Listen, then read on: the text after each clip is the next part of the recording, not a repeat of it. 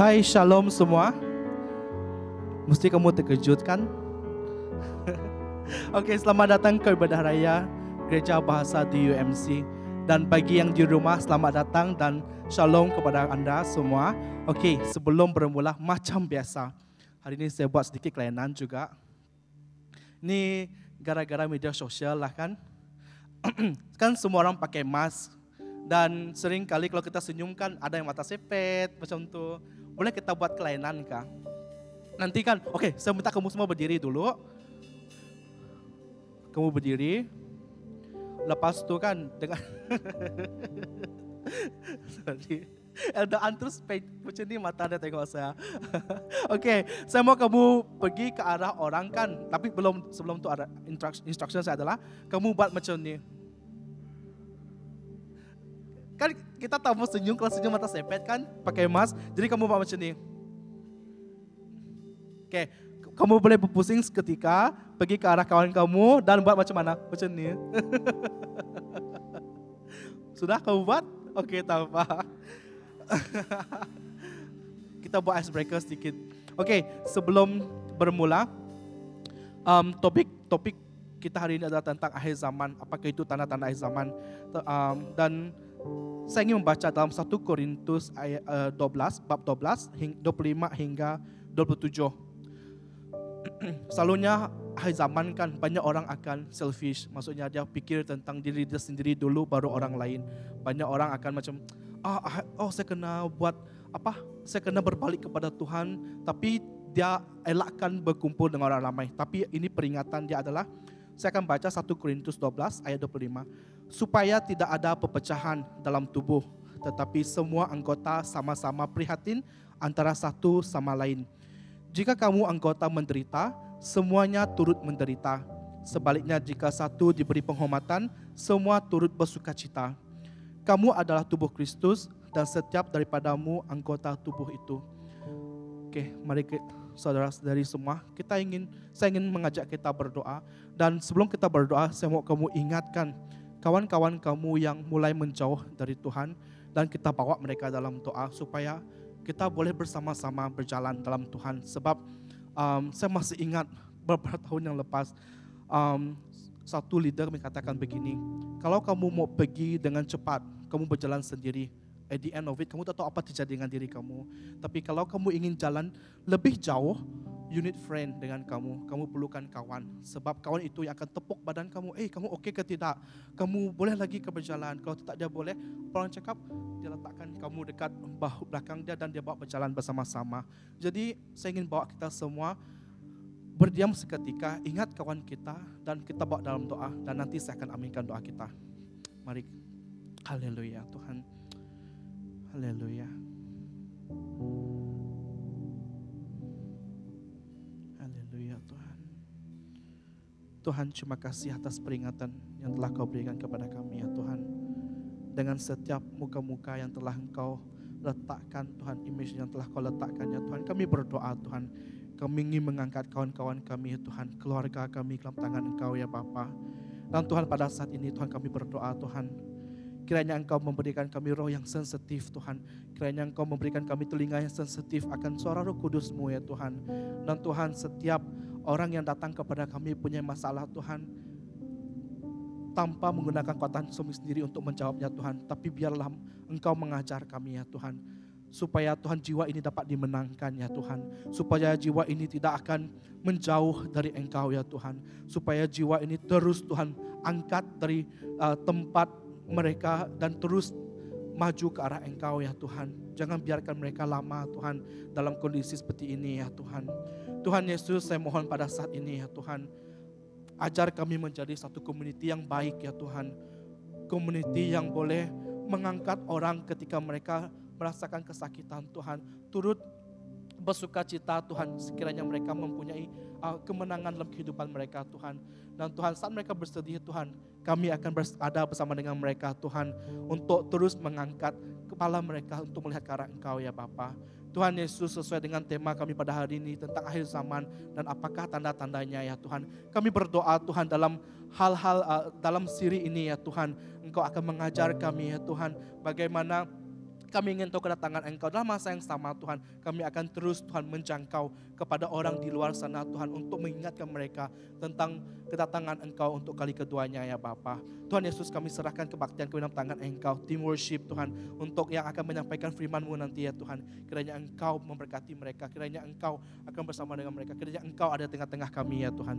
Terima kasih ya Tuhan, kami serahkan ibadah kami dalam tangan Engkau Tuhan. Dalam nama Yesus kami berdoa. Amin.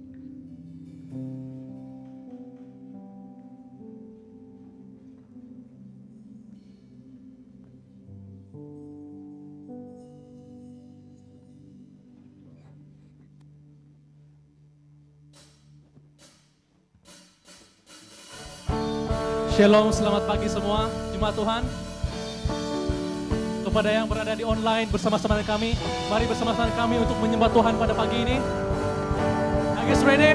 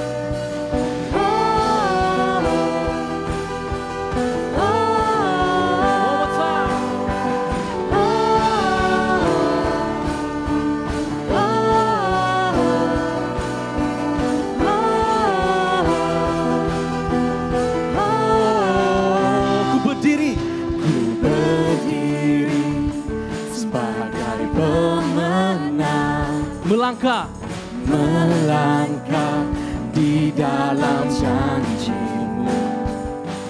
Ku bersyukur atas kasih-Mu. Tak akan ku ragu ketika badai menerpa. Imanku takkan goyah. terus maju ke depan. Terus maju ke depan. Jadi pemenang yang Kau janjikan. Yesus, Kau sumber kekuatan. Terbang lebih tinggi bagaikan Raja Wali. Yesus, Kau sumber kekuatan. Nyatakan kebesaran-Mu. Haleluya, Yesus, Kau kuat. Oh, oh, oh, oh. Oke, semua jemaat, sama-sama. Oh, Oke, semua. oh, oh, oh, oh, yeah, yeah, oh, oh, oh, Yesus, Yesus, Kau sumber kekuatan. Terbang lebih tinggi bagaikan Raja Wali. Yesus, Yesus, Kau sumber kekuatan. Nyatakan kebesaran-Mu. Haleluya, Yesus kau kuatku. Nyatakan kebesaran-Mu, nyatakan kebesaran-Mu. More time. Nyatakan kebesaran-Mu. Haleluya, Yesus kau kuat. Oh, oh, oh, oh. Berikan kemuliaan bagi Tuhan kita.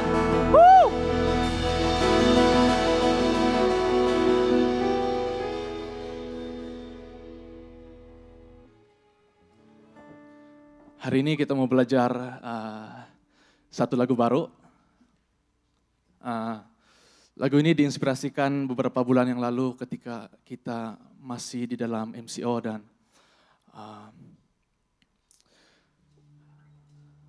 walaupun apapun yang terjadi kan, siapa yang bersama-sama dengan saya yang percaya yang Tuhan itu tetap baik. Amin. Walau apapun yang berlaku, walaupun kita rasa macam kita berasa di titik yang paling bawah, tapi Tuhan itu tetap baik. Dan biarlah lagu ini menjadi satu deklarasi bagi setiap pribadi kita pada pagi ini.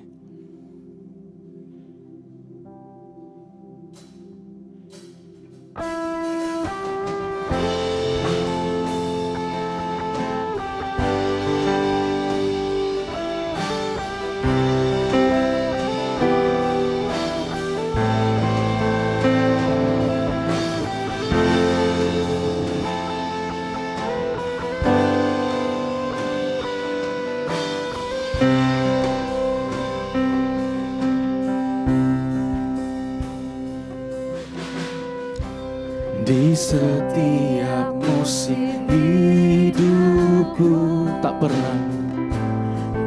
pernah kau tinggalkan aku memujimu. Kami menyembahmu Tuhan, aku menyembahmu. Walau sering ku goyah Tuhan, walau sering kali ku goyah, tangan kasih-Mu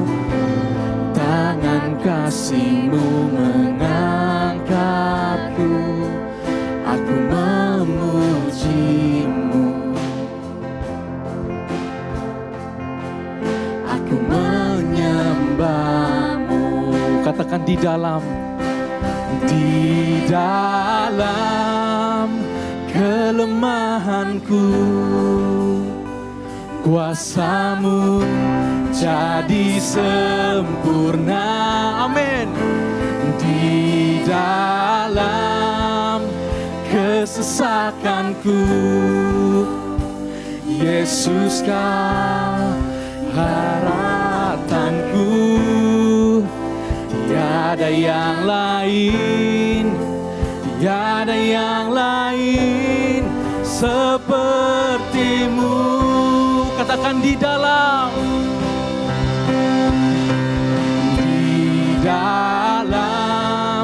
lembah kekelaman, Yesus kau bersertaku.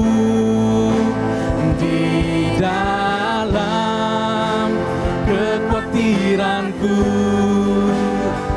Yesus kau harapanku.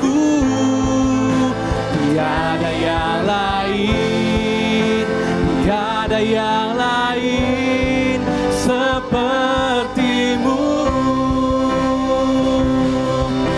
Katakan apapun yang terjadi Tuhan, apapun yang terjadi, bahkan di dalam api, tetap memuji-Mu, yes, tetap menyembah-Mu. Apapun yang terjadi, walau di dalam api, tetap memuji-Mu, tetap menyembah-Mu, yes. Apapun yang terjadi, bahkan di dalam api, tetap memuji-Mu, tetap menyembah-Mu. Apapun yang terjadi, bahkan di dalam api, tetap memuji-Mu, tetap menyembah-Mu. Oh, Yesus, Yesus, oh, apapun terjadi, oh, Yesus, Yesus, oh, di dalam kelemahanku, kuasa-Mu jadi sempurna. Di dalam kesesakanku, Yesus Kau, Yesus Kau, kekuatanku. Tiada yang lain, tiada yang lain, tiada yang lain seperti-Mu. Di dalam, oh, di dalam lembah kekelaman, Yesus Kau bersertaku. Di dalam kekhawatiranku, Yesus Kau, Yesus Kau harapanku.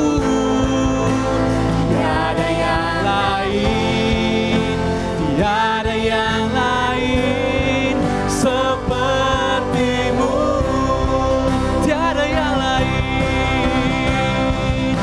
tiada yang lain, tiada yang lain seperti-Mu.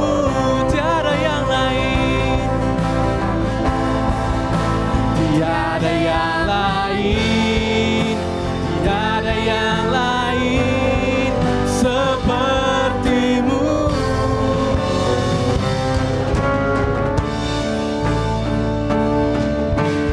Nyanyi dan bersoraklah bagi Dia. Amin. Pujian, hormat, kuasa bagi Raja. Gunung tunduk, laut bergelora, mendengar nama-Mu. Ku bersuka atas perbuatan-Mu. Selamanya ku kasihi Engkau Tuhan. Tiada janji seperti yang ada padamu. Oh, yeah. Nyanyi dan bersoraklah bagi Dia. Pujian, hormat, kuasa bagi Raja. Gunung tunduk, laut bergelora, mendengar nama-Mu. Ku bersuka atas perbuatan-Mu. Selamanya ku kasihi Engkau Tuhan. Tiada janji seperti yang ada padamu. Tiada janji seperti yang ada pada. Tiada janji seperti yang ada padamu. Janji seperti yang ada padamu.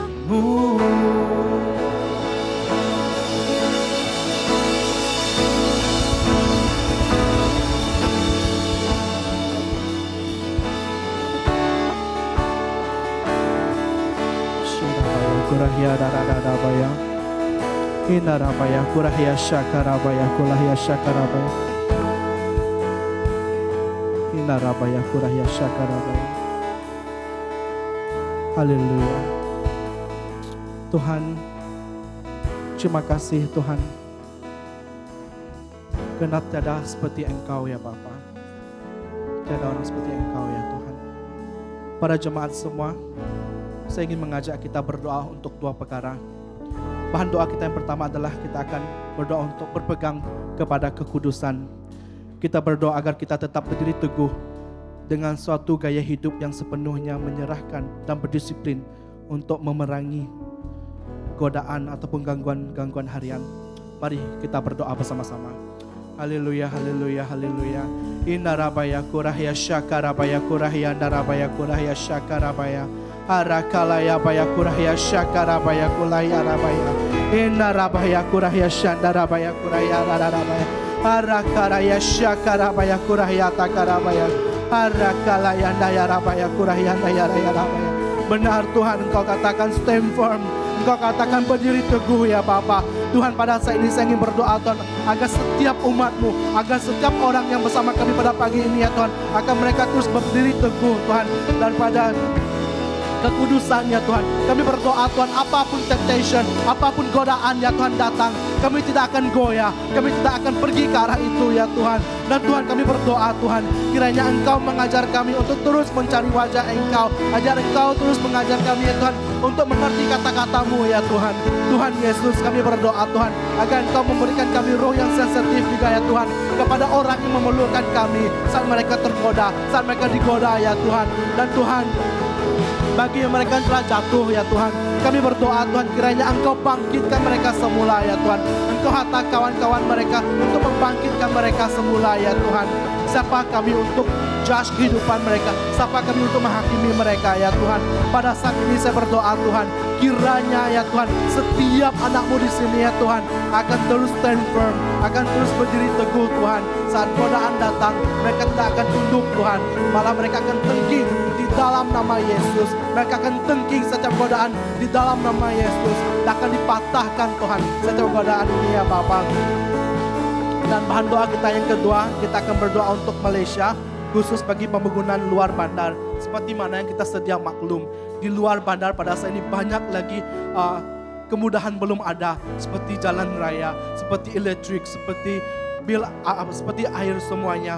Mari kita berdoa untuk menteri-menteri luar bandar. Kita berdoa agar mereka melakukan tugas mereka dengan amanahnya. Mereka terus melakukan tugas mereka tanpa memikirkan kepentingan diri mereka, tapi mereka memikirkan kepentingan rakyat yang memerlukan. Mari para jemaat semua kita berdoa bersama-sama. Ora kalahya syakarabaya kurahya darabaya. Ira kalahya syakarabaya kulahya darabaya. Ara kalahya syakarabaya. Tuhan, kami ingin berdoa khusus bagi pendalaman Tuhan pada saat ini ya Tuhan, bagi yang memerlukan Tuhan kemudahan asas Tuhan. Kami berdoa Tuhan, kiranya menteri pada saat ini ya Tuhan, siapapun yang memegang jawatan ini Tuhan, kami berdoa Tuhan, kiranya Engkau buka mata dia ya Tuhan, kiranya Engkau buka hati dia ya Tuhan, agar untuk membantu rakyat memerlukan ya Tuhan. Tuhan Yesus, pada saat ini ya Tuhan, untuk kaum komuniti mereka ya Tuhan, ketua kaum Tuhan, mereka juga Tuhan akan terus rise up Tuhan, untuk mengatakan isu kemudahan yang mereka perlukan ya Bapa. Tuhan Yesus, kami berdoa Tuhan, agar mereka akan memiliki akses dengan keadaan hidup mereka yang lebih baik ya Tuhan. Tuhan, kami berdoa untuk kekurangan yang ada ya Tuhan. Pada saat ini ya Tuhan, kami percaya Tuhan akan terjadinya satu gerakan di mana Engkau akan menarik hati-hati pemimpin kami ke arah Engkau, dan mereka takut akan Engkau ya Tuhan. Terima kasih ya Tuhan, kami serahkan dua bahan doa ke dalam tangan Engkau ya Tuhan, dan kami percaya Engkau akan menjawabnya Tuhan, mengikut kehendak waktu Engkau ya Tuhan. Tuhan, keesokan hari Tuhan, kami ingin berdoa untuk merdeka Tuhan. Kami berdoa Tuhan agar mentaliti kami akan dimerdekakan ya Tuhan. Tuhan, kami pada saat ini Tuhan, untuk zaman tahun 2020 Tuhan, mentaliti kami masih sama lagi Tuhan. Kami sangat risau akan pemimpin kami ya Tuhan, yang masih berkelakuan seperti budak-budak ya Tuhan. Kami berdoa pada saat ini ya Tuhan, apapun yang akan election yang akan dijalankan Tuhan, kami berdoa untuk pemilih, untuk rakyat yang ada ya Tuhan, agar mereka bijak memilih Tuhan. Tapi sebelum mereka memilih ya Tuhan, mereka akan berdoa Tuhan, mana satu umat yang telah Kau pilih ya Tuhan, agar orang ini ya Tuhan, orang yang takut akan Engkau ini Tuhan, akan melakukan justice Tuhan, akan melakukan yang sangat lain Tuhan kepada orang yang sebelum ini ya Tuhan. Tuhan Yesus kami mohon ya Tuhan, kiranya negara kami, negara Malaysia Tuhan, yang kami sayangi ini ya Tuhan, akan berubah Tuhan, akan diubahkan Tuhan. Dan Tuhan kami percaya Tuhan negara ini akan menjadi berkat bagi negara-negara yang lain juga ya Tuhan. Karena mereka melihat Engkau ada bersama dengan kami ya Tuhan. Karena dia melihat Engkau ada di tengah-tengah kami ya Tuhan. Dan Tuhan Kau bangkitkan Tuhan setiap anak-anak-Mu yang ada di Malaysia ini ya Tuhan. Agar kami tak melupakan negara kami dan akan membawa doa negara kami dalam doa setiap harian kami ya Tuhan. Terima kasih ya Bapa. Kami serahkan semua bahan doa kami dalam tangan Engkau Tuhan. Di dalam nama Yesus kami telah berdoa. Anak-anak yang percaya mereka katakan amin, amin, amin. Para jemaat semua dijemput duduk. Sekali lagi saya ucapkan selamat datang ke ibadah raya Gereja Bahasa DUMC. Bagi yang ada di rumah, selamat datang dan selamat mengikuti ibadah raya secara online. Dan terima kasih kerana Anda tidak putus-putus untuk mengikuti kami sepanjang minggu. Dan apa kabar Anda semua? Baik. Okey. Seperti biasa, saya ingin mengalukan yang pertama kali datang di Hall 4 atau di Hall 4. Begitu juga dengan yang di rumah, sekiranya Anda pertama kali menyertai ibadah raya online kami, saya ingin Anda meletakkan butang love. Di skrin Anda ada love, kamu tekan dia banyak-banyak supaya admin kami tahu bahwa Anda pertama kali datang. Okey, bagi yang pertama kali datang di sini, saya ingin Anda angkat tangan Anda dan Anda lambai. Nanti yang lama tu mereka akan buat, saya tahu mereka akan tunduk dengan kamu lah. Kan kita tak boleh shake hand semua. Ya, boleh. Dalam kiraan 3, adakah no music? Tak ada. Okey, tak apa. Dalam kiraan 3, bagi yang pertama kali datang, saya mau kamu angkat tangan kamu, boleh? 1, 2, 3. Yang pertama kali datang. Oke, kita ada di sini yang pertama kali datang.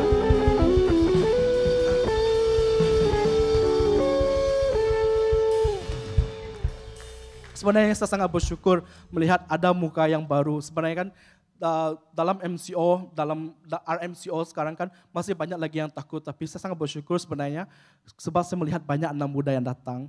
Jadi yang berkeluarga, kalau Anda free, Anda boleh datang sertai kami sebab ada lagi seat yang boleh diletakkan. Okey. Kurang nervous saya sebenarnya, tapi tak apa. Okey, saya sangat bersyukur hari ini sebenarnya sebab tadi kan dengan worship team kita bawa lagu yang baru kan saya rasa macam wah Tuhan Engkau itu sangat baik dan saya suka satu benda tadi ketika nyanyian tu dia katakan di dalam api kita masih memuji menyembah Tuhan. Sempat lagi saya berimajinasi saat saya dalam api. Ya Tuhan dengan kebakaran yang ada, macam mana saya memuji Engkau. Itu yang kita kena challenge diri kita sendiri, betul? Kita kena tengok betapa kuatnya iman kita. Okey, sebelum kita memberi, saya akan nanti lepas memberi kita akan melihat video announcement. Dalam masa yang sama, kita akan melihat satu kesaksian daripada Ibu Manja dan kesaksian dia sangat powerful bagi saya. Dia sangat menyentuh hati saya dan harap kamu akan terchallenge dengan apa yang disampaikan nanti. Sebelum kita memberi, mari kita berdoa. Haleluya Bapa Surgawi ya Tuhan, kami sangat bersyukur dengan sumber keuangan yang telah Engkau berikan ya Tuhan. Yang Tuhan kami berdoa Tuhan dengan setiap rezeki yang kami ada, Tuhan kami ingin memberikan sedikit kepada Anda ya Tuhan, kepada Engkau ya Tuhan. Tuhan Yesus, dan Tuhan kami percaya duit ini akan digunakan untuk memberkati banyak lagi jiwa-jiwa di luar sana ya Tuhan. Tuhan terima kasih ya Tuhan atas rezekimu yang telah Kau berikan kepada kami ya Tuhan. Dalam nama Yesus kami berdoa. Amin. Bagi yang berada di rumah, Anda boleh melihat di screen Anda boleh online transaksi kepada di Maybank ataupun public bank dan Anda boleh ikut setiap step yang akan dinyatakan di situ. Selamat memberi.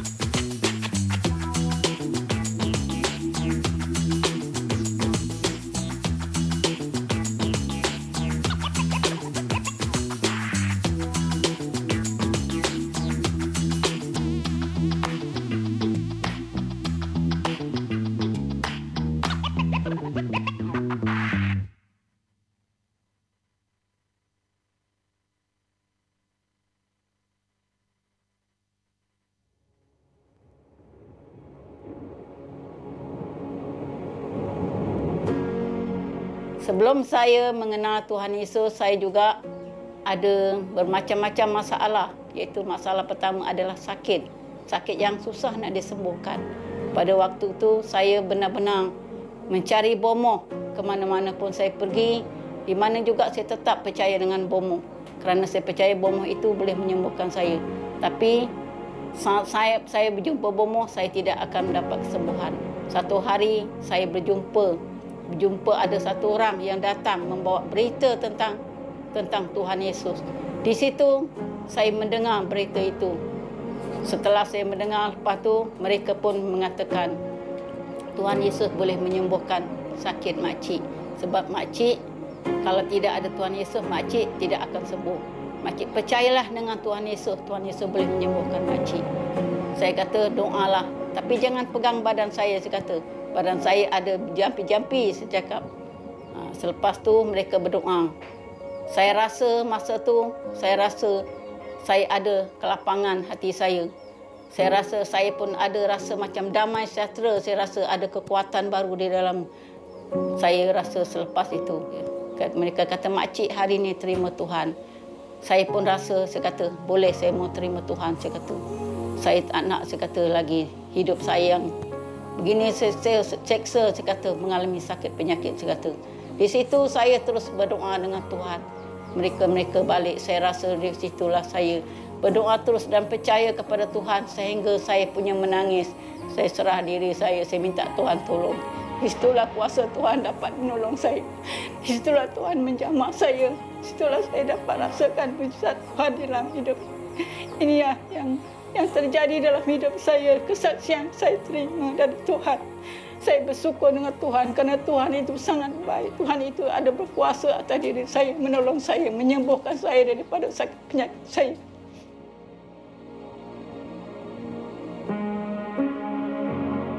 Di situ juga saya terus mengikuti Tuhan, melayani Tuhan. Saya ingat tahun 99 saya terima Tuhan Yesus. Sampai sekarang saya masih melayani Tuhan. Itulah yang saya sekarang ni puji Tuhan kerana Tuhan memberkati gereja, satu gereja, bangunan gereja. Dan saya masih melayani Tuhan. Saya masih sanggup lagi melayani Tuhan. Kalau Tuhan pakai saya, biarlah. Orang kata, bila-bila pun saya sanggup. Itulah saya rindu dengan pekerjaan Tuhan dalam hidup saya.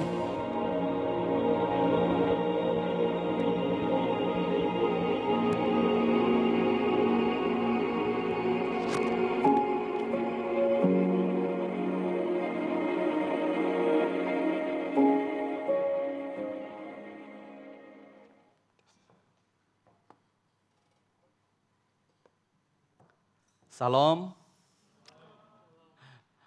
Mari kita datang kepada Tuhan. Mari kita ambil waktu ini untuk menghayati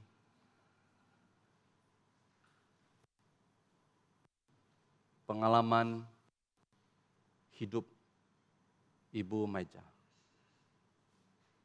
Dan saya sangat percaya ini kerinduan bagi setiap pribadi kita. Supaya terjadi satu transformasi dalam kehidupan kita. Mari kita datang kepada Tuhan. Engkau adalah Allah yang mengubah.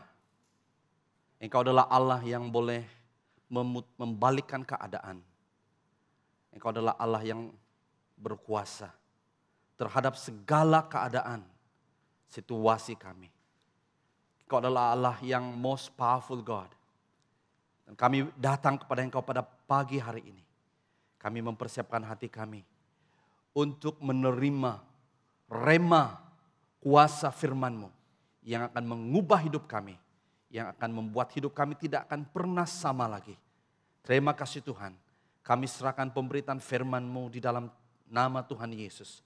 Setiap anak-anak Tuhan yang akan mendengar firman-Mu, baik yang ada di rumah, di tempat mereka masing-masing, maupun yang ada di hall ini. Kami berdoa Tuhan, siapkan hati kami, jadikan hati kami seperti tanah yang baik, tanah yang siap untuk menerima benih-benih kebenaran firman Tuhan. Terima kasih Tuhan, hamba-Mu yang Kau percayakan. Hamba tidak punya apa-apa, hamba tidak lebih daripada mereka yang duduk mendengar. Tapi kami hanya berharap kepada kuasa Roh Kudus yang akan mencerahkan, yang akan memberikan pengertian yang mendalam di atas segala firman yang akan kami dengar. Terima kasih Tuhan, dalam nama Tuhan Yesus kami berdoa dan mengucap syukur. Amin. Amin. Haleluya. Lambaikan tangan kita kepada satu sama yang lain. Haleluya, puji Tuhan. Pengalaman saya untuk pertama kali kita mengadakan ibadah secara fisikal agak janggal karena saya tidak dapat melihat expression muka. Karena saya suka melihat raut wajah kita dan itu memberi semangat kami sebagai preacher ya. Ya, senyuman kamu itu ya memberikan dorongan kepada kami. Jadi karena kita hampir 70% muka kita ditutup ya oleh karena pelitup muka. Tapi tidak apa, ini tidak akan menghalang kita untuk kita terus bersukacita dalam Tuhan. Amin. Bagi Anda yang ada di rumah, saya sekali lagi menyambut Anda dalam Kristus. Dimanapun Anda berada, saya berdoa supaya Anda memberikan waktu ini untuk mendengar firman Tuhan. Kelebihan Anda ada di rumah, Anda boleh mendengar firman Tuhan sambil minum kopi. Tapi sini tidak dibenarkan. Ya, haleluya. Puji Tuhan. Ini adalah norma gereja baru, ya, yang akan kita hadapi, yang kita akan lalui bersama. Kalau Anda bertanya kepada saya sampai bila kita seperti ini, saya tidak tahu. Tapi kita mungkin boleh menjangka ini akan berterusan ataupun mengambil satu masa yang agak lebih panjang. Haleluya. Nah, dalam beberapa waktu ini ada orang bertanya kepada saya, Pastor, adakah coronavirus ini adalah tanda akhir zaman? Ya, ada banyak anak-anak Tuhan juga bertanya kepada saya, adakah coronavirus ini sebagai petanda Tuhan, di mana Tuhan akan datang? Dan respon saya secara tidak perlu pikir panjang, saya katakan yes. Ya. Bahwa saudara dan saudara yang saya kasih di dalam nama Tuhan Yesus Kristus, generasi hari ini kita perlu sadar, kita perlu tahu bahwa kita sekarang masuk di dalam akhir zaman. Nah, mungkin Anda bertanya, Pastor, apakah akhir zaman itu? Adakah itu kiamat? Adakah itu keadaan dunia ini akan hancur? Nah, kita akan melihat firman Tuhan. Nah, firman Tuhan saya secara personal. Dan bagi Anda juga, saya sangat percaya Alkitab begitu jelas. Ya, begitu jelas menyatakan kepada kita bahwa kita sekarang berada di ambang pintu.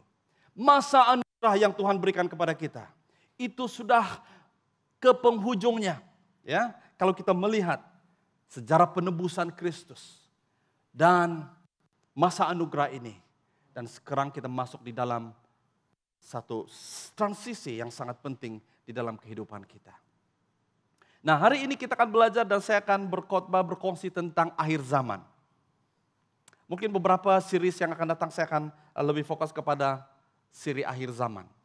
Dan saya sangat percaya saudara bahwa ini akan membantu kita untuk kita mempersiapkan diri kita. The big idea, apa yang saya ingin kongsikan di dalam pengkongsian firman Tuhan hari ini adalah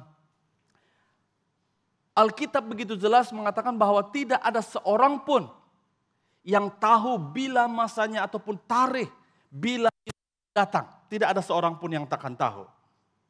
Ya.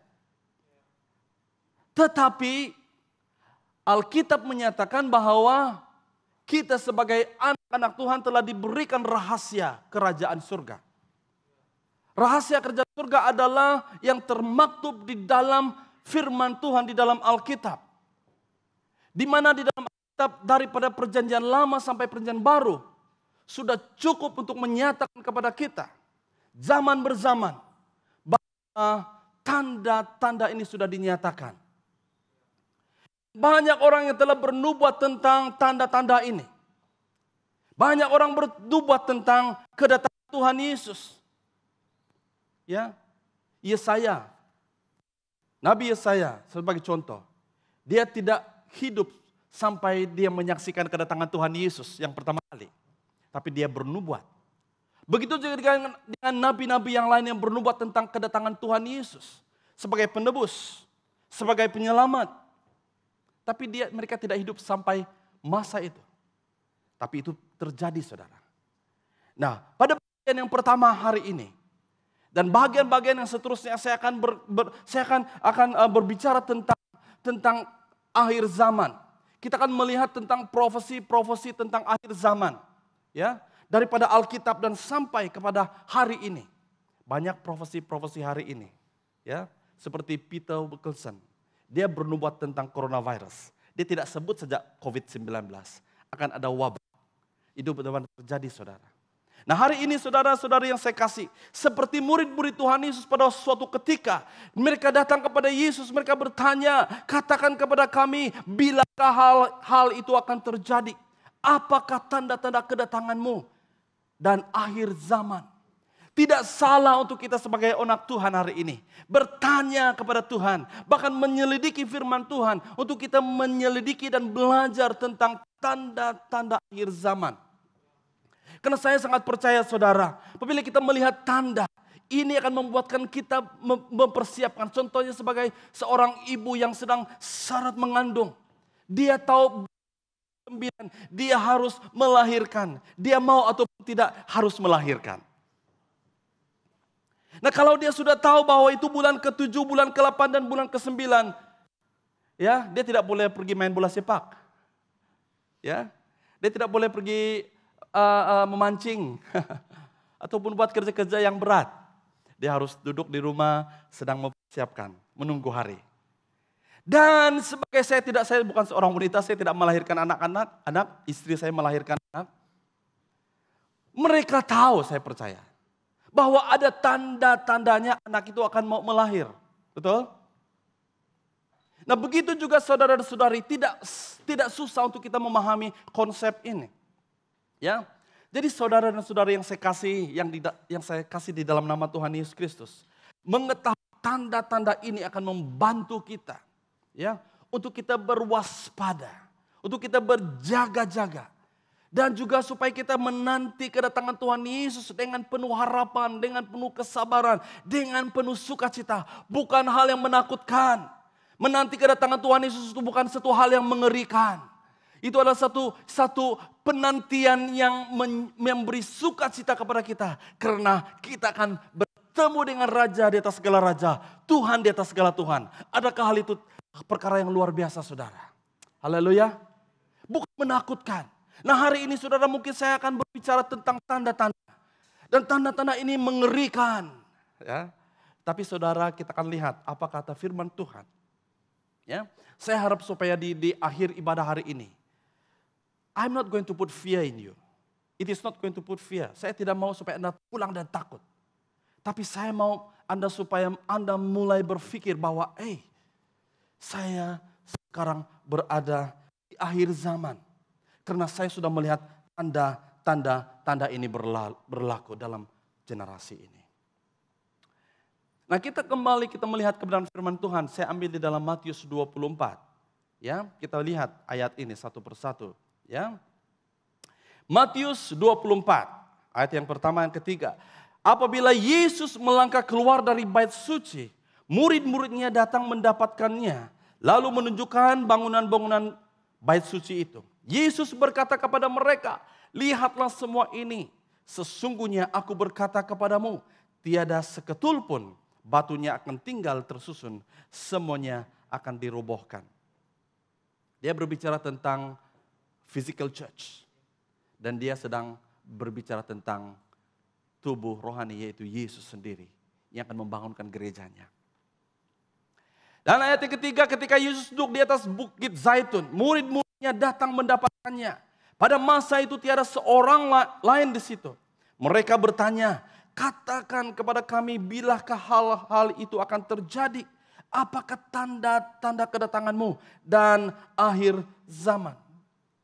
Nah pada waktu ini saudara, murid-murid Tuhan Yesus sudah mengikut Yesus sudah mungkin beberapa waktu lamanya. Dan pada saat itu mereka belum mengenal dan belum mengerti tentang akhir zaman. Dan saat ini mereka berpeluang dan mereka bertanya, tell us, what are the signs? Apakah tanda-tanda kedatangan? Apakah tanda-tanda akhir zaman?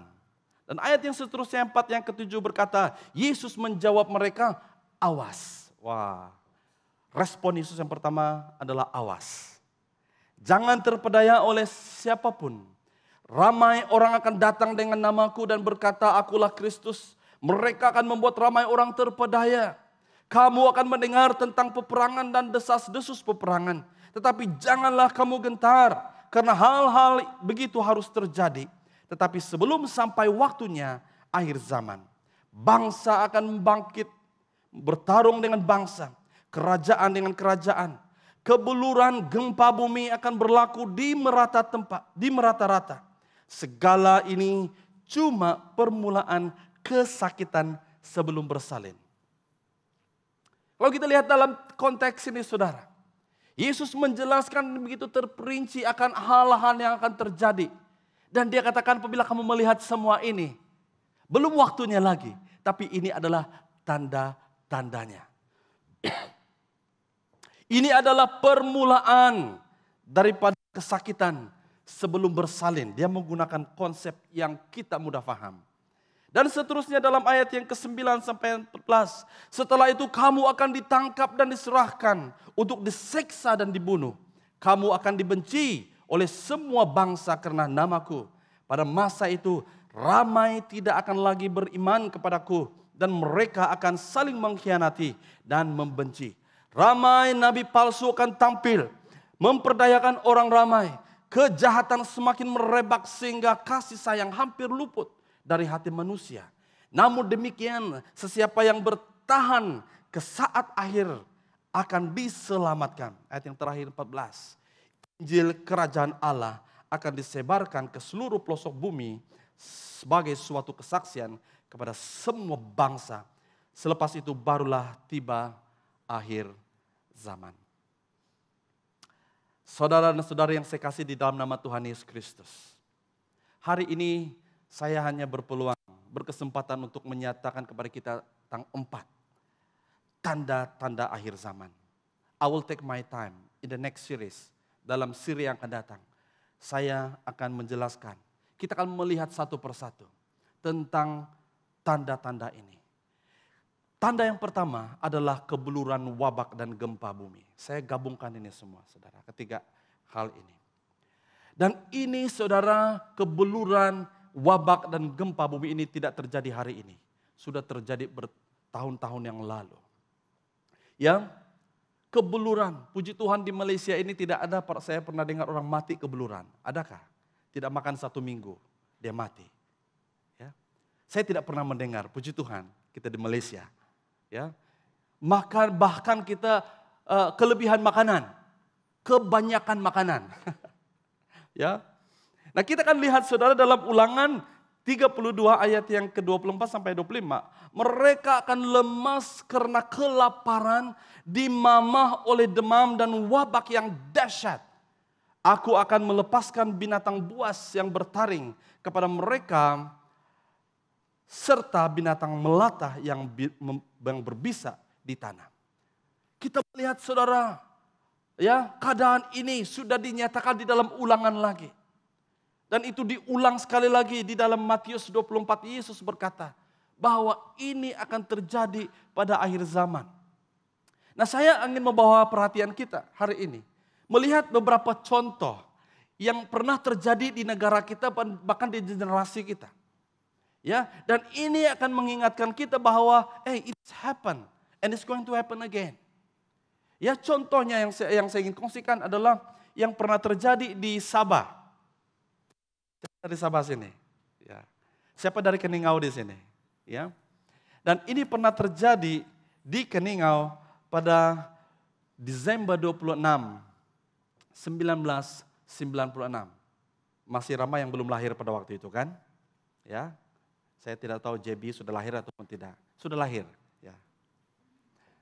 Nah, ada satu kejadian pernah terjadi dan Keningau itu adalah bersebelahan dengan daerah saya, tidak jauh. Dan saya mau membawa kita anak muda hari ini, generasi hari ini. Ya, ini pernah terjadi. Dan ini pernah terjadi 8 tahun sebelum tragedi tsunami yang melanda Aceh. Dan beberapa buah negeri di Semenanjung Utara. Dan tari yang sama, berkongsi tari yang sama 26 Desember ya 2004. Dan yang di Sabah itu di Keningau yang dipanggil ribut Greg. Ya. Dan ini berlaku saudara.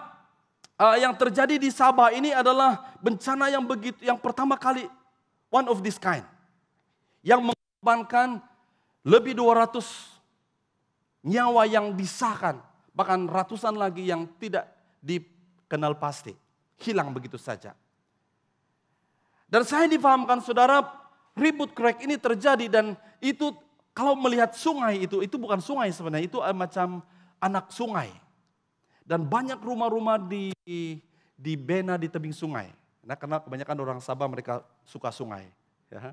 Macam kampung saya pun dikelilingi oleh sungai. Ya, kami suka membuat rumah di tepi sungai.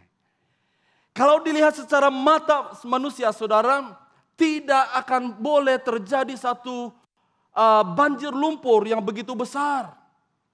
Ya, kamu lihat gambar ini this is gambar yang betul, yang saya lihat.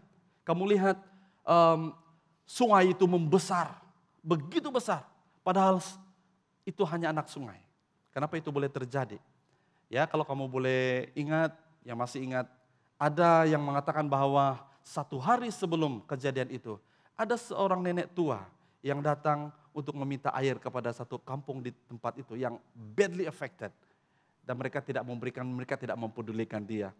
Dan kita tidak dapat memastikan, mengesahkan itu betul atau tidak. Tapi orang-orang kampung di situ percaya. Ya. Dan apa yang saya paham juga, karena saya sempat menyelidiki sedikit tentang kejadian ini. Rupa-rupanya saudara pada 25 hari bulan itu, hari apa? Itu adalah hari perayaan Christmas. Ya. Rupa-rupanya dikatakan bahwa penduduk kampung yang ada di sekitar sana yang hampir 100% kampung itu hancur, dihanyuti oleh sungai. Mereka mengadakan pesta. Padahal sebenarnya orang Kristen, orang yang percaya kepada Tuhan, kita sebenarnya pada waktu itu harus berada di gereja, menyembah Tuhan, memperingatkan tentang kelahiran Tuhan Yesus yang telah menjadi penebus, penyelamat kita. Tapi dikatakan orang-orang di kampung itu saudara, mereka mabuk, porak-poranda, mereka kalau bahasa kami orang Sabah, ramaiti. Ya. Dan saya tahu ramaiti itu masih sangat populer. Bahkan sudah sampai di Semenanjung Malaysia ini. Ramai orang Sabah dan Sarawak, dimanapun mereka berada, mereka dikenal pasti karena mereka ramaiti. Jadi we have Lord works to do. Amen.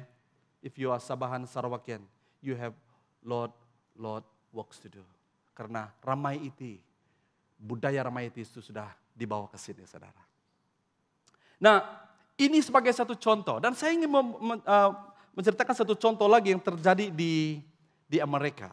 Ya, saya tidak pernah pergi ke Amerika. Tapi cerita ini menjadi begitu populer. Ya, yaitu yang dipanggil Taufan Katrina dan Taufan Harvey. Taufan Harvey terjadi baru-baru ini, 2 tahun yang lalu. Tapi saya ingin membawa kita melihat satu taufan yang telah melanda New Orleans. Dan itu adalah satu taufan yang dikatakan one of the worst. Satu taufan yang begitu dahsyat, yang telah menghancurkan New Orleans. Dan ada cerita di sebalik kisah ini saudara, yaitu pada Agustus 2005, ya, yaitu mengorbankan begitu ramai jiwa. Ya. Dan Anda boleh lihat di sini, statistik di sini, kita lihat. Kerusakan yang begitu luar biasa. Dan pada tahun 2017, tidak lama sebelum itu, beberapa tahun yang lalu, terjadi lagi satu kali taufan yang dipanggil Taufan Harvey, yang merupakan kedua terbesar jika dibanding dengan Taufan Katrina. Nah, saya ingin membawa kita, menarik perhatian kita melihat tentang cerita di sebalik Taufan Katrina. Pada waktu itu, pada tahun yang sama, ya, tahun 2005, ada satu acara yang dipanggil Decadence Party. Ya, mereka mengadakan satu party besar-besaran dan mereka merancang untuk mengumpulkan ribuan, ratus ribu LGBT. Dan mereka mengadakan satu party yang besar-besaran di kota New Orleans. Dan apa yang terjadi, mereka memberikan tema pada tahun itu adalah Jazz and Jezebels. Wah, ini terang-terang kan? Dan ada seorang pastor yang bernama Pastor Grant Storms. Dia bangkit dan dia rally, dia sama dengan beberapa pastor yang lain, gereja yang lain. Mereka menentang. Dan mereka mulai menentang acara ini dan berusaha untuk membatalkan. Mereka pergi ke council, majelis perbandaran dan mereka minta supaya ini tidak diteruskan. Apa yang terjadi bukan saja mereka mendapat sokongan tetapi mendapat tentangan. Ya, majelis council pada waktu itu bahkan mengambil tindakan terhadapnya. Ya, dan dia lesen untuk dia berkhotbah di khalayak ramai diambil kembali. Dan karena mereka berkata bahwa acara ini akan menjana pendapatan yang luar biasa. Berbilion-bilion, berjuta-juta pendapatan karena hasil karena mereka expect a big turnout. Nah, apa yang terjadi saudara dan saudari? Pada tahun yang sama, ya, pada bulan Agustus 2005, Tuhan mengizinkan taufan yang begitu dahsyat yang menghancurkan tempat itu. Dan saya petik ini ya. Mereka katakan begini dan ini dilaporkan ya dalam newsletter David J. Mayer. Dia katakan begini, they had silenced Pastor Storms, but God did send another storm. They could not silence. And the destruction of the New Orleans was a warning signal for the rest of the world. Saya tidak ada kesempatan untuk banyak cerita tentang tsunami Aceh juga, ya, banyak cerita tentang. Karena saya pernah mendengar cerita ini daripada seorang missionary yang pertama kali, mereka adalah missionary yang pertama datang di tempat itu setelah tempat itu dibuka untuk pertolongan. Missionary dari Amerika. Dia menceritakan kepada saya. Dia katakan mereka jalan seperti ini saja, ya, memilih tempat untuk injak karena mayat bergelimpangan. Dan ini semua berada di depan mata kita. Now why I'm saying this to you is that tanda ini sedang terjadi di mata kita. Kalau ini hanya menjadi satu tontonan, kalau tanda-tanda ini hanya menjadi satu bahan cerita kita saudara, I think you miss a very important message. Kita sedang terlepas daripada satu message yang sangat penting yang Tuhan sedang signal kepada kita hari ini saudara. Kalau Anda bertanya kepada saya, Pastor, coronavirus ini tanda-tanda akhir zaman, saya katakan yes. It is.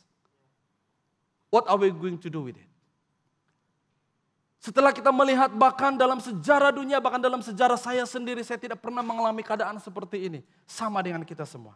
Kita tidak pernah mengadakan cara ibadah seperti ini. Kita tidak pernah mengalami lockdown selama 3 bulan. Selama 3 bulan kita berada di rumah. Tidak pernah terjadi. Ada yang pernah mengalami hal yang sama? No one. Tapi adakah ini membuat hati kita bersiap? Adakah ini membuatkan kita, hey, I have to do something about my life? Adakah semua ini saudara? Nah, kita akan lihat yang seterusnya. Karena banyak cerita tentang hal ini sebenarnya saudara. Jadi dengan cepat. Tanda yang kedua adalah penyesatan. Firman Tuhan tadi dalam Matius 24 mengatakan bahwa di akhir zaman akan tampil nabi-nabi palsu. Akan tampil pengajar-pengajar yang menyesatkan. Dan saya kutip di dalam 2 Yohanes 7-11. Ramai penipu telah menjelajah di seluruh dunia. Mereka itu tidak mengakui bahwa Yesus Kristus telah datang ke dunia sebagai manusia. Orang sedemikian ialah penipu dan darjal, penantang Kristus. Oleh yang demikian berhati-hatilah supaya apa yang telah kami usahakan untuk tidak lenyap begitu saja, melainkan kamu mendapat ganjaranmu sepenuhnya. Sesiapa yang tidak mengikuti ajaran Kristus dan melanggarnya, maka Allah tidak ada dalam dirinya. Sesiapa yang mengikuti ajaran itu, maka Bapa dan Anak ada dalam dirinya. Oleh itu, jika sesiapa datang menyebarkan ajaran selain ajaran Kristus, janganlah alu-alukan dia ke dalam rumahmu. Janganlah berikan salam kepada mereka. Sesungguhnya, jika sesiapa memberi salam kepada orang sedemikian, berartilah dia bersubahat dengan melakukan perbuatan yang durjana. Saya tidak pasti Anda punya pengalaman ataupun tidak didatangi oleh orang-orang pihak-pihak tertentu untuk membawa, untuk suggest kepada kita, hey, ini yang sebenarnya. Ada yang datang, saya tidak perlu sebut ya. Mungkin ada yang datang ketuk rumah kita, ya, datang membawa Injil-Injil yang berlain macam. Ya, saya tidak tahu. Anda pernah, saya pernah. Ya, apabila dia datang di rumah saya katakan saya pastor, dia terus lari. Ya. Nah, apa yang terjadi saudara dan saudari di akhir zaman ini akan meningkat. Dan saya hanya memberikan beberapa contoh. Apakah itu false Injil ataupun false gospel? Karena banyak pengajaran-pengajaran hari ini yang harus kita hati-hati. Dan saya memberi kepentingan kepada sekolah-sekolah Alkitab yang mengajar, mendidik, ya, untuk membantu kita untuk mengerti apakah teologi yang betul. Kalau tidak, kita pick up sana sini, ya. Banyak anak-anak Tuhan hari ini, mereka mengejar speaker after speaker. Karena apabila speaker itu punya karisma yang baik, dia boleh pandai bercakap, pandai membuat orang menangis, pandai membuat orang ketawa, pandai membuat orang tergelak. Ya, mereka suka dengan khotbah-khotbah yang seperti itu. Tapi akhirnya tidak ada isi. Tidak ada isinya. Ya. Kita akan melihat saudara, what is the false gospel? Dan kita sebagai anak-anak Tuhan, seperti Paulus katakan, kita harus diperbaharui, pikiran kita harus diperbaharui supaya kita boleh membezakan. Kehidupan kita di akhir zaman ini, dalam masa anugerah ini adalah untuk membezakan supaya kita boleh membuat pilihan yang tepat. Amin. Nah, what is a false gospel? Saya ambil contoh. Ada satu pengajaran ataupun filosofi hari ini adalah tentang humanism. Humanism adalah bahasa Malaysia apa? Kemanusiaan. Ya, yang mengutamakan tentang manusia, tentang hak manusia itu sendiri. Ya. Tentang hak manusia itu sendiri. Sebenarnya saudara, let me tell you, sebenarnya kita tidak punya hak. Let me rephrase this.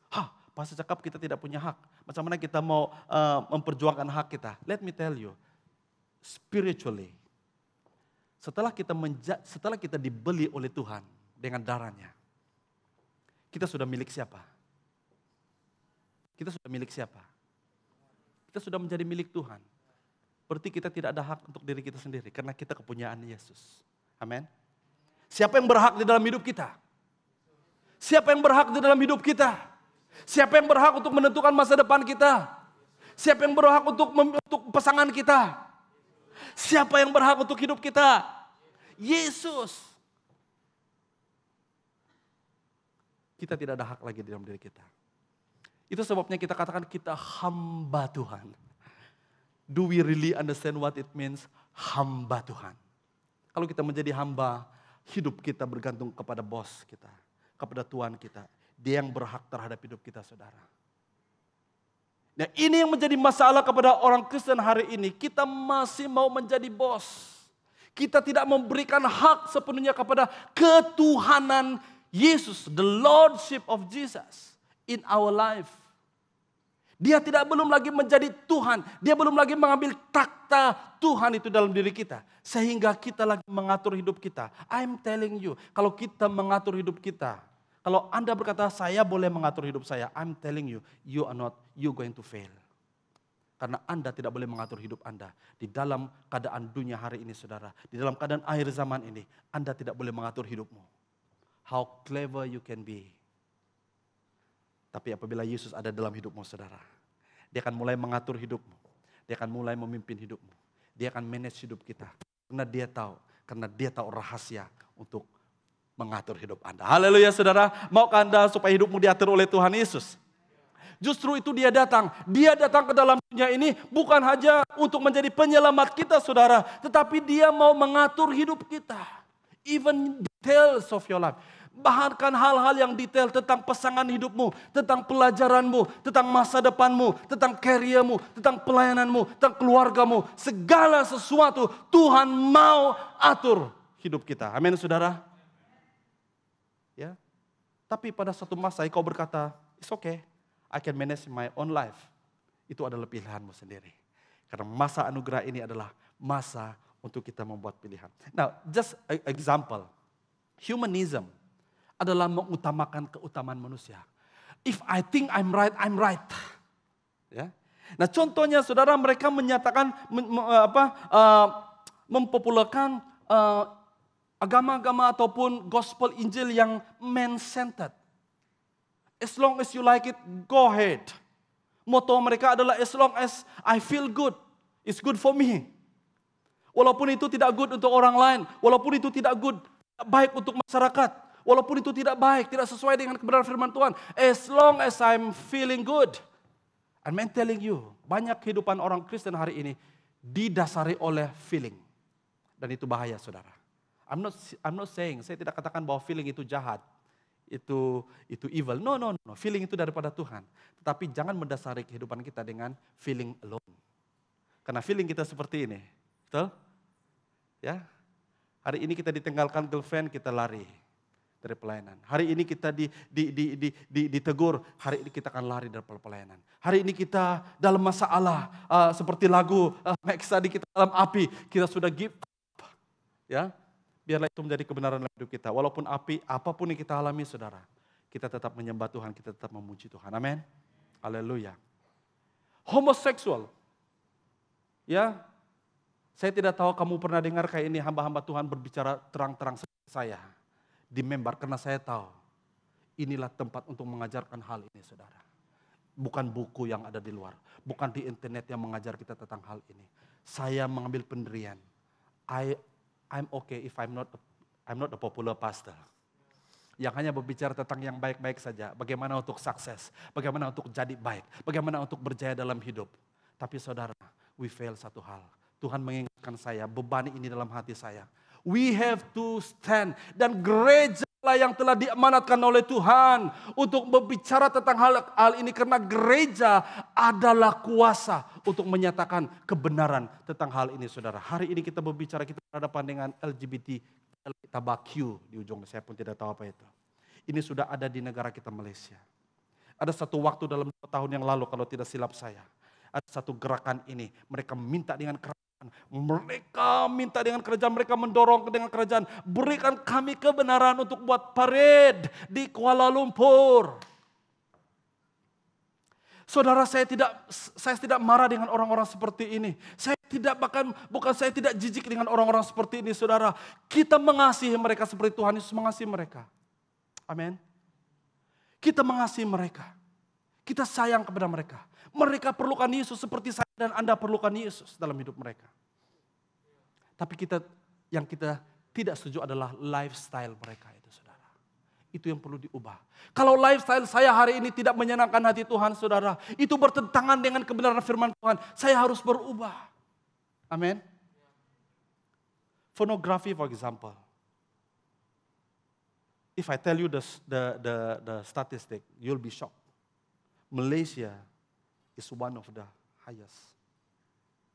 Ya, pornografi. Ya, web ini. Malaysia. Dan kalau kita pergi kepada state-nya lagi, wah, ini mengerikan. Saya tidak perlu sebut di sini. Nanti kamu balik kamu cek. Negeri yang paling tinggi yang visit site pornografi ini. Ya, ada statistiknya. Dia mengerikan. Karena apa saudara? Karena mereka berkata bahwa it's okay. It's a fine art.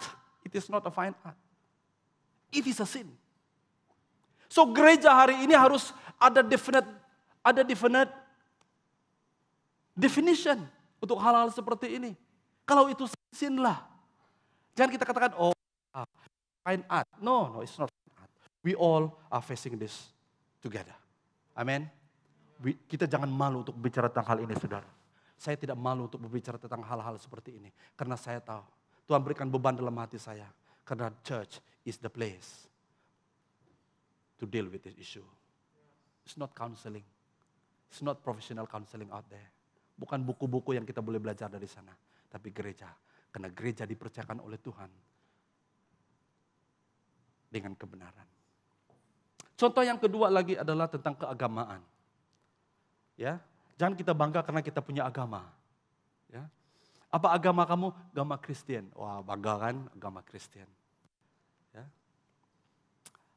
Karena apa, saudara? Karena gereja seperti yang saya katakan tadi bahwa banyak gereja, saya tidak perlu sebut, ya, yang tidak mengutamakan ataupun tidak berkhotbah tentang doktrin-doktrin seperti salib. Karena itu mengerikan. Oh, salib ada darah, ada kematian. Ya. Ada gereja-gereja ataupun ada pendeta-pendeta pastor, saya tidak perlu sebut, yang tidak berani menyebut dosa, perkataan dosa pun. Menyebut perkataan seks pun malu. Ya, ini orang-orang apa nih? Orang Asia malu. Ya, ini tidak suci. Ya, kalau kamu if you in my premarital counseling, you will know what I'm trying to tell you. Kita harus belajar. Bahkan tidak berani sebut tentang surga dan neraka. Di dalam siri akhir zaman saya akan berkhotbah tentang surga dan neraka. Haleluya. Wah, banyak orang mau bicara, mau mendengar tentang surga. Wah, nice. Surga, wah, tidak ada keretakan gigi, tidak ada tangisan. Tapi tidak banyak orang mau dengar tentang neraka. Ya, yang mengerikan, yang menakutkan. But it is in the Bible. It is in the Bible. Ya, ini dikatakan bahwa religion without relationship. Kita mungkin beragama, tapi kita tidak ada hubungan pribadi dengan Tuhan. Ini mengerikan, ini menakutkan. Iman tanpa pertobatan. Kita kata kita beriman, tapi tidak tahu apa itu bertobat. Ya, salvation without a savior. Ya, oh, saya sudah diselamatkan, saya sudah terima Tuhan Yesus, bahkan saya pun dibaptis juga. Kalau kita bertanya, kamu Kristen? Ya, dia boleh buktikan kepada kita dengan baptisan sijil. Saya dibaptis pastor, saya Kristen. Ya. Tapi siapa Yesus itu dalam hidupmu? Siapa itu Yesus? Tidak ada di sini kan? Haleluya, saudara. Kristus ataupun Kristen tanpa Yesus, Christianity without discipleship. Ya, menjadi orang Kristen pergi datang ke gereja saja, tapi apabila dalam pemuridan tidak mau dimuridkan. Ya, dia mau yang senang-senang saja. Ya. Ini sebagai contoh tentang penyesatan-penyesatan yang terjadi. Kalau berbicara tentang penyesatan ini mungkin boleh satu khotbah. Ya. Nah, seterusnya saudara, apakah tanda-tanda lain? Ya, yang ketiga di sini adalah di dalam Matius 24 37 ini sampai 42. Sebagaimana yang berlaku pada zaman Nuh, demikianlah kelak pada hari kedatangan Anak Manusia. Sebelum banjir melanda, mereka makan minum, berkawin dan dikawinkan, hinggalah waktu Nuh masuk ke bahtera. Mereka tidak sadar apa yang berlaku hingga banjir musnah mereka. Demikianlah kelak pada hari kedatangan Anak Manusia. Pada masa itu ada dua orang sedang bekerja di ladang, seorang dibawa dan seorang ditinggalkan. Antara dua orang wanita yang sedang menggiling gandum, seorang akan dibawa manakala yang seorang lagi ditinggalkan. Ini konteksnya. Kita melihat dia katakan pada zaman kedatangan Yesus itu adalah seperti keadaan zaman Nuh. Dia membawa kita kembali pada perjanjian lama, pada kejadian tentang satu peristiwa, dan saya sangat percaya semua kita tahu di sini. Sunday school, sekolah minggu, kita sudah diajar apa itu? Nuh, bahtera.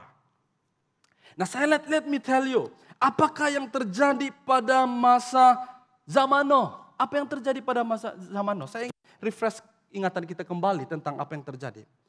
Allah melihat kejadian manusia, hati Allah tidak tahan. Orang manusia ciptaan yang diciptakan dengan penuh kehormatan dan kemuliaan, sanggup ataupun tega melakukan kejahatan yang begitu dahsyat sekali. Sehingga hati Tuhan kecewa. Dan dia katakan dia ingin memusnahkan dunia.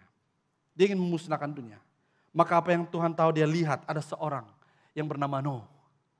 Dan melihat hatinya orang ini adalah benar. Dia bukan sempurna. Nuh jauh daripada kesempurnaan. Tapi dia melihat ada hati di situ. Ya, jadi dia panggil Nuh, dia katakan dia suruh Nuh buat betera. Dan dia suruh buat betera di mana? Bukan di tepi sungai ataupun di tepi laut, saudara. Buat di atas gunung, di atas bukit. Kalau Anda pada waktu itu, saudara, logik ke tidak? Ya, tidak logik. Dan orang menganggap Nuh pada waktu itu adalah sudah tidak waras. Bagaimana mungkin membina betera yang begitu besar, yang begitu megah di atas bukit lagi. Mungkin pada itu musim kemarau lagi. Tidak masuk akal. Mungkin Anda berkata, saudara, Pastor, what are you talking? Kita enjoy life sekarang ini. Ya, it's okay, Bak. Ya, ini bukan akhir zaman, ini masa untuk kita enjoy. Ya, dengar firman Tuhan, apa yang terjadi? Dia katakan di sini, demikianlah kelak pada hari kedatangan anak manusia. Perhatikan, sebelum banjir melanda, mereka apa? Makan minum. Itu berbicara tentang apa? Day to day life. Mereka apa? Berkawin dan dikawini. Bukan salah untuk kawin. Ya, kalau yang belum kawin itu cepat-cepatlah kawin.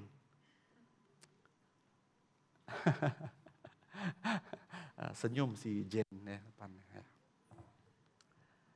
Tidak salah. Sebelum. Ya. Apa yang terjadi? Nuh dan istrinya dan 3 orang anak dan menantunya masuk dan beberapa jenis. Saya rasa mungkin semua jenis binatang masuk. Allah kemudian menurunkan hujan. Waktu hujan turun, barulah orang sadar, oh betul lah si Nuh nih. Betul lah yang dia cakap nih. Tapi apa yang terjadi, saudara? Kata orang, kata Piramli, apakan daya? Sudah terlambat. Jadi saudara, ini zaman anugerah masa yang Tuhan berikan kepada gereja Tuhan supaya mempersiapkan gereja. Nah, I'm telling you what is in my heart. Apa yang Tuhan ingatkan saya sebagai hamba Tuhan. Tugas saya adalah bukan menyibukkan diri saya, tetapi adalah untuk mempersiapkan. Salah satu tugas utama saya sebagai hamba Tuhan dan pemimpin gereja adalah untuk mempersiapkan gereja untuk kedatangan Tuhan. Amin. Bukan untuk program-program, saudara. Ya, sangat luar biasa apa yang sedang terjadi semasa MCO ini. Ya, luar biasa sekali. Kita sedang menuju ke arah. Saya sangat percaya. I strongly believe we are in the right track. Amen. That's what I feel. Karena kita ada inisiatif-inisiatif seperti community digital. Ya, you going to hear more on this. Ya, thank you Elder. Ini visi yang besar Tuhan berikan kepada elder kita. Dan inilah, this is the direction yang kita mau berjalan bersama. To tell the world, untuk memberitahu orang di lingkungan kita tentang ada waktunya. Masa anugerah itu ada deadline. There will be a time.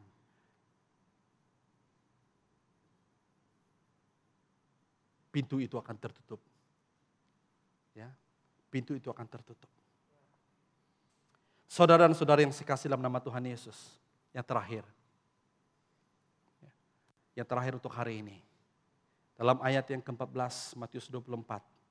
Injil kerajaan Allah akan disebarkan di seluruh pelosok bumi sebagai suatu kesaksian kepada semua bangsa. Selepas itu barulah tiba akhir zaman. Kalau kita lihat saudara, hari ini saya sempat cek bahwa populasi dunia hari ini adalah 7.7 billion. Ya, 7.7 billion.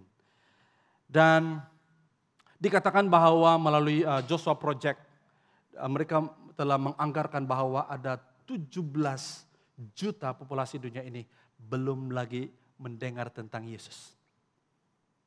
Ya, kalau Anda mengikuti persidangan parlemen baru-baru ini, Geram juga kan dengar komen-komen ahli parlemen seperti itu kan. Tapi saya melihat itu dari sudut dari sudut positifnya, dari sudut lainnya, bahwa ini akan membuat orang mau tahu, adakah Alkitab benar-benar mengizinkan orang Kristen mabuk-mabuk? Ya, jadi saya tidak mau komen tentang ahli politik ini ya, ataupun ahli parlemen ini, saudara. Tetapi ya kita sudah sebut-sebut di dalam parlemen. Dan I tell you, parlemen itu direkod. Ya, dikatakan bahwa Alkitab yang kita percaya itu sudah terpesong. Ya, banyak reaksi. Saya berkomunikasi dengan kawan-kawan saya, pastor-pastor. Ada yang marah. Wah, kita perlu stand. Ada juga yang katakan, ini masanya orang Sabah Sarawak bangkit. Wah.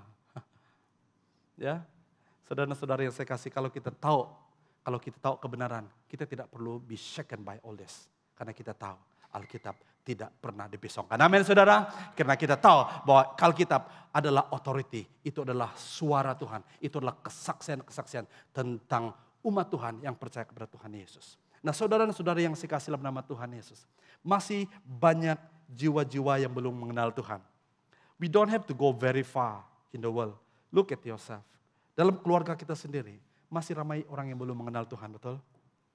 Bahkan banyak orang di antara keluarga kita yang sudah mungkin meninggalkan iman mereka.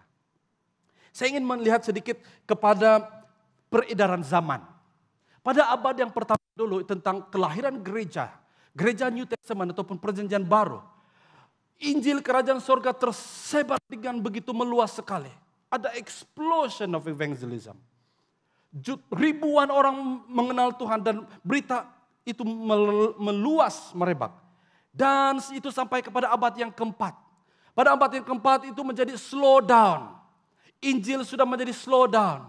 Gereja-gereja sudah mulai malas. Gereja-gereja sudah mulai fokus kepada bangunan gedung-gedung yang besar. Sehingga hari ini saudara gedung-gedung itu masih ada. Begitu cantik, begitu indah. Uang banyak digunakan, dilaburkan di sana. Tidak digunakan untuk misi. Dan itu yang dipanggil tentang Dark Ages. Dan Dark Ages ini disitulah kebangkitan satu agama yang begitu besar. Ya, yang telah mempengaruhi banyak dunia hari ini. Dan sampai ke tahun 1500, terjadi satu Great Reformation yang terjadi di Eropa. Pada tahun ini bangkit lagi penyebaran Injil sampai ke abad yang ke-19. Sampai ke abad yang 19 terjadi satu explosion sekali lagi tentang kebangunan rohani. Di mana pada waktu itu terjadi revival di sana sini. Di Wales, di Azusa Street. Bahkan in our backyard di Malaysia, di Bario, di Baklalan, bahkan di semenanjung Malaysia ini juga di Sabah, ya pernah terjadi kebangunan rohani. Dan pada tahun 1970-an dan sebagainya, Pentakosta, charismatic movement mulai terjadi saudara, dan ini membuatkan sebaran Injil itu meluas sampai kepada tahun 1948. Di mana terjadi sesuatu, dan saya akan kongsikan ini pada next khotbah tentang kelahiran satu bangsa, satu negara, yaitu negara Israel. Yaitu pada 1948. Saya akan go detail into that the next time. Pada waktu itu terjadi satu great explosion of evangelism, di mana Tuhan lahirkan, bangkitkan evangelis seperti Billy Graham, Reinhard Bonnke, Catherine Kuhlman, dan ramai lagi. Dan ini menggegarkan Eropa, dan saat itu penginjilan misi terjadi dengan begitu meluas sekali. Saudara dan saudara yang saya kasih dalam nama Tuhan Yesus Kristus, salah satu poin yang saya ingin kongsikan pada yang seterusnya adalah tentang teknologi, tentang internet, tentang kemajuan, tentang dunia virtual hari ini, juga hari ini yang membuatkan hal ini possible. Kalau saya melihat saudara tentang kemajuan, sekarang kita moving into 5Gs. Wow, ini luar biasa. Nah, apabila ini terjadi saudara, maka seluruh dunia akan berpeluang mendengar Injil keselamatan Tuhan Yesus. Haleluya. Sebagai penutup, mari saya undang worship team untuk maju ke depan. Sebagai penutup, apa respon kita? I leave this thought with you, but I want you to pay attention to this. Jika Anda di rumah, dimanapun Anda berada, Anda sudah mendengar banyak tentang tanda-tanda. Hari ini kita belajar tentang 4 tanda saja. Ya. Dan seterusnya saya akan ceritakan lebih banyak lagi tentang tanda-tanda. Ya. Nah, hari ini saya ingin membawa kita dalam penutup ini, dalam kesimpulan ini. Tentang 2 ayat firman Tuhan ini, yang Tuhan ingatkan kita hari ini. Dan saya mau supaya kita meresponi firman Tuhan hari ini, apa yang Anda dengar dengan 2 ayat ini dalam Lukas 21, 36 berkata, kamu hendaklah sentiasa berjaga-jaga dan berdoa supaya kamu diteguhkan untuk menghadapi segala perkara yang akan terjadi itu, lalu dapat berdiri di hadarat Anak Manusia. Peringatan untuk kita hari ini. Dan dalam Matius 25 ayat yang ke-13 juga. Oleh itu berjaga-jagalah karena kamu tidak tahu hari dan waktunya. Karena kita tidak tahu waktu dan harinya. 2 peringatan untuk kita hari ini. Pertama adalah berjaga-jaga. Pelihara imanmu. Jaga imanmu. Pada minggu yang lalu saya berkhotbah tentang supaya kita jelas tentang iman kita. Ya, kita tahu. Kita bukan hanya beragama, tapi kita tahu we know our Savior. Bukan saja kita tahu Savior kita, tapi I have a close relationship with my Savior. Ya. Yang kedua adalah berdoa. Berdoa ini sangat penting dalam kehidupan kita. Karena apabila kita tidak berdoa, saudara, kita membuka tingkap bahkan ruang untuk pengaruh-pengaruh yang jahat, penyesatan, deception, penipuan dan sebagainya masuk. Jadi 2 hal ini saudara, untuk kita respon adalah untuk kita berjaga-jaga dan berdoa. Mari kita tunduk kepala. Haleluya, thank you Lord.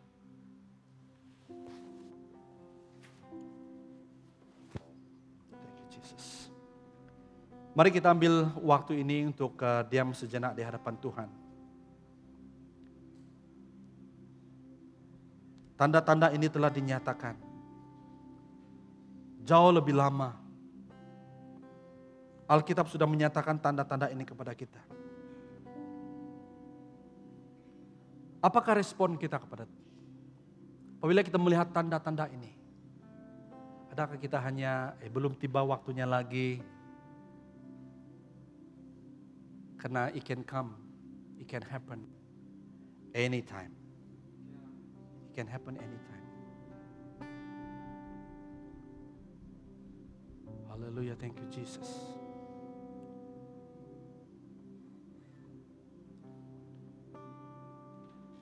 Kita nyanyi itu haleluya saja. Haleluya.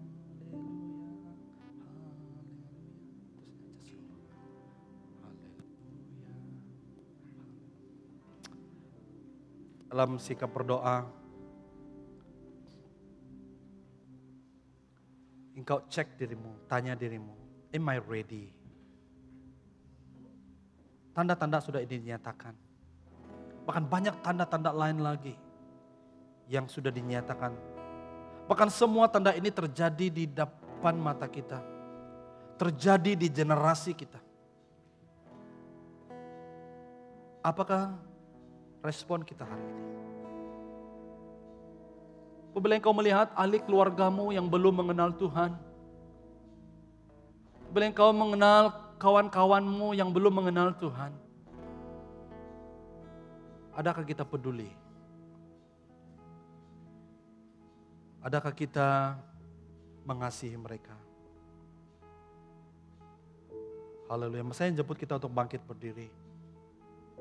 Mari kita nyanyikan lagu ini bersama-sama sebagai penyembahan kita kepada Tuhan, sebagai respon kita. Haleluya, oh Jesus. Haleluya. Haleluya. Haleluya. Haleluya. Oh haleluya. Haleluya. Haleluya. Haleluya.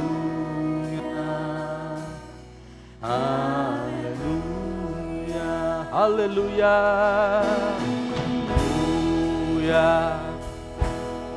Haleluya. Haleluya. Haleluya. Haleluya. Izinkan Roh Kudus berbicara dalam hatimu. Jika engkau rasa pada saat ini kau belum bersedia,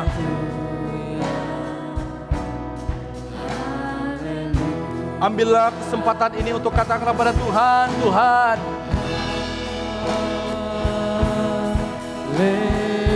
saya mau memberikan hidupku kepadamu ya Tuhan. Haleluya.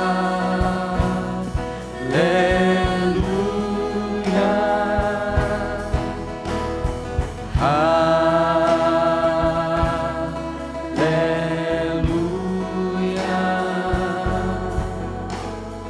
Haleluya.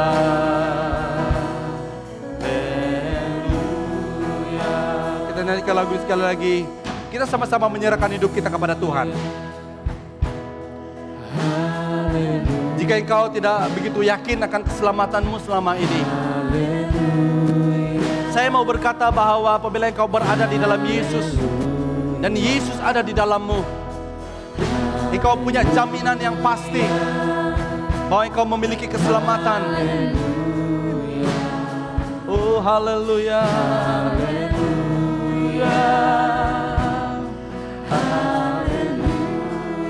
Oh haleluya.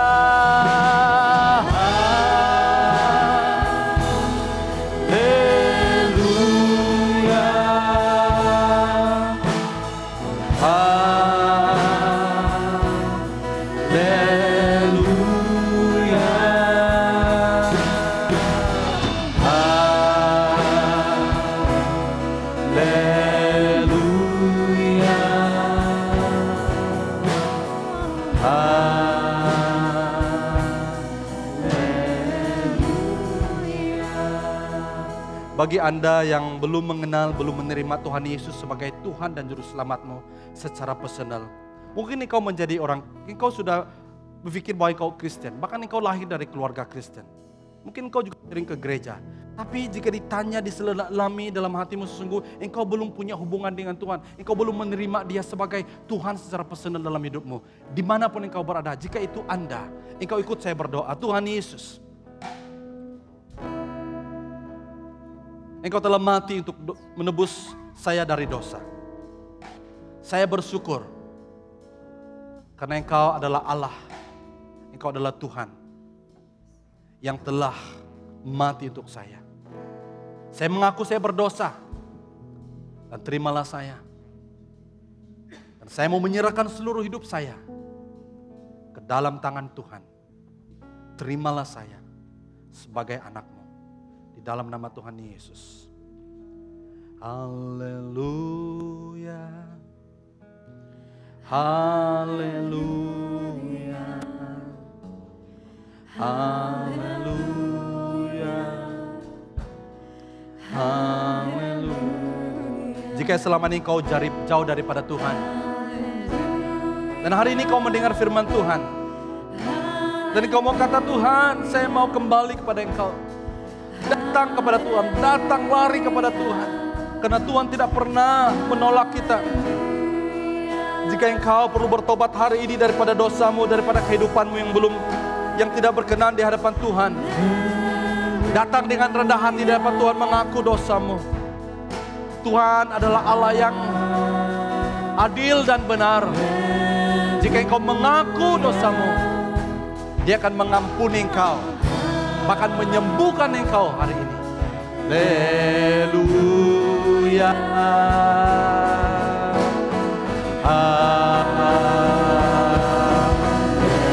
Mari kita sama-sama katakan haleluya.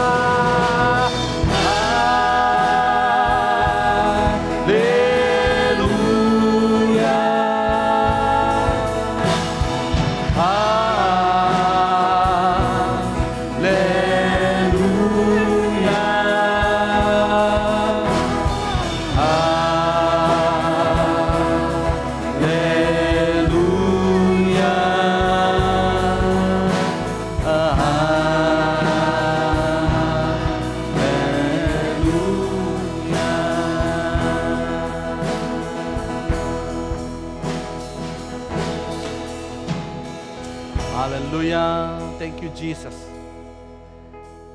Saudara dan saudari yang dikasihi Tuhan, hari ini kita sudah berpeluang mendengar firman Tuhan. Biarlah firman Tuhan hari ini mengingatkan kita bahwa kita sedang berada di akhir zaman. Tuhan ingin mempersiapkan kita. Supaya bila Ia datang, kita tidak kedapatan, tidak bersedia. Tapi kita menanti dengan kita menanti dengan sukacita. Kita menanti dengan sabar. Kita menanti dengan penuh ekspektasi. Angkatlah kedua belah tanganmu dan terimalah doa berkat. Oh haleluya. Tuhan memberkati engkau dan melindungi engkau. Tuhan menyinari engkau dengan wajahnya dan memberikan engkau kasih karunia. Tuhan menghadapkan wajahnya kepadamu dan memberikan engkau damai sejahtera. Di dalam dan di atas nama Tuhan Yesus, kami sudah berdoa dan mengucap syukur. Dan semua anak-anak Tuhan yang percaya, yang sudah diberkati Tuhan, mari kita sama-sama katakan, amin. Beri tepuk tangan untuk Tuhan kita, haleluya. Haleluya, Tuhan Yesus memberkati. Haleluya. Haleluya. Ibadah kita sampai di sini, Tuhan Yesus memberkati.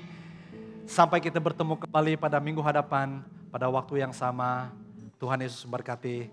God bless you. Selamat hari Minggu.